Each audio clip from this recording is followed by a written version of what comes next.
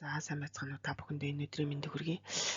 За тэгэхээр багш нь өнөөдөр хүний цус улаан өнгөтэй байдаг. Харин бусад зарим амьтдын цус тэрнээс өөр өнгөтэй байж болох талаар бяцхан видео бэлтгэлээ.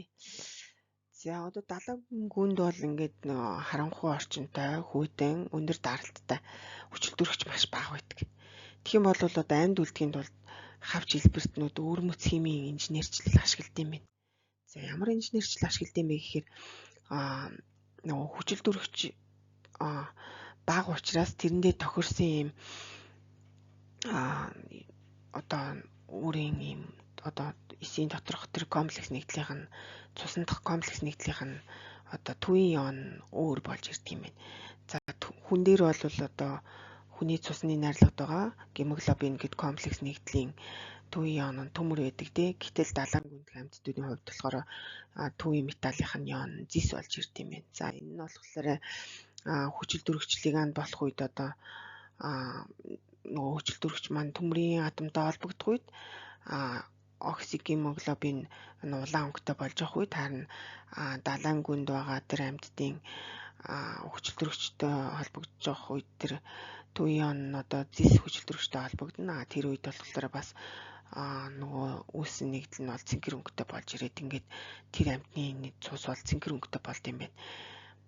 За тэгэхээр энэ мэдээж энэ нөгөө нэг цусын найрлагд байгаа комплекс нэгдлийн маань төвийн металлын ион солигдсноос болоод түүнтэй хүчилтөрөгч холбогдох үед өнгө нь өөрчлөгдөж ирж байна тийм ээ. За тэгээ энд гол нь нөгөө өнгөний өөрчлөлт нь бол тэр нөгөө далайн гүнд дасан зохицоход тохирсон хэлбэртэй байгаад л хамаг учир байгаа юм. Тэр далайн гүнд дасан зохицохдоо бол одоо төвийн металлын ион нь төмөр байснаас зис байсан нь одоо илүү тохиромжтой байгаад байгаа байхгүй юу? Тэгээд зис байгаа учраас түүний одоо цус нь цэнхэр өнгөтэй байгаа гэсэн үг. За хуурай газрын амьтдад бол ихэвчлэн ингээд нөгөө хүчилтөрөгч хангалттай байдаг учраас төвийн металлын ион гемоглобин байх нь илүү тохиромжтой байдаг цусандх. Харин далайн гүний амьтдын хувьд болохоор маш бага хүчилтөрөгчтэй байдаг учраас цусандх нөгөө комплекс нэгдлийнхэн төвийн металлын ион нь зис байх нь илүү тохиромжтой байдаг. За тэгээд энэ цэнхэр цустай далайн гүнд амьдардаг амьтдыг энд үзүүлж байна. За тэгээд энд бол бас хилэнцтэй алц бас цэнхэр цустай байдаг байгаа шүү. За ингээд энэ бүгдээрээ саяхан мэдээлэл ингээ харьцуулаад үзэх юм бол энд одоо нөгөө нэг цусандх тэр комплекс нэгдлийн маань төвийн металлын ион нь төмөр эсвэл зис байснаас хамаарат цусны өнгө маань улаан эсвэл цэнхэр байх юм байна. Энэ орчин нь болохоор ер нь ихэвчлэн дулаан газар амьдардаг амьтдын хувьд бол төвийн металлын ион төмөр байхад хүйтэн газар амьдардаг амьтдын цусандх комплекс нэгдлийн төвийн металлын ион зис байх жишээд. За тэгээд энэ төлөөлөгчдийг үзүүлж байна. За аль нь илүү сайн бэ гэхээр энэ бол ерөөсөө тэр нь илүү энэ нь илүү гэх юм байхгүй.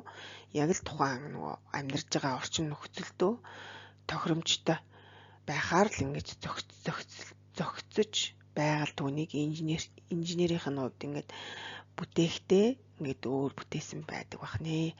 За тэгээд энэ аль ч нөхцөлтэй хоёуланд нь одоо тохиромжтой нөгөө хуурай газрын амьтанд бол төвийн металлын ион нь төмөр байх нь тохиромжтой, далайн гүний амьтдын хувьд бол төвийн металлын ион нь зис байх нь тохиромжтой байдаг бахнэ. За ингээд энэ бол одоо химийн бүтц найрлагын хувьд өөр байгаа энэ жишээ бол амьдралын биологийн талаас бол түүний дасан зохицох тэрийг даван туулах шалгуурынх нь нэг зохицолтгой болж өгдөг байна. За ингээд хүчилтөрөгч багтаа өөр гариг дээр амьдрах бол одоо бидний цусны хийм хэрхэн өөрчлөгдөх ёстой болов гэсэн юм асуултыг та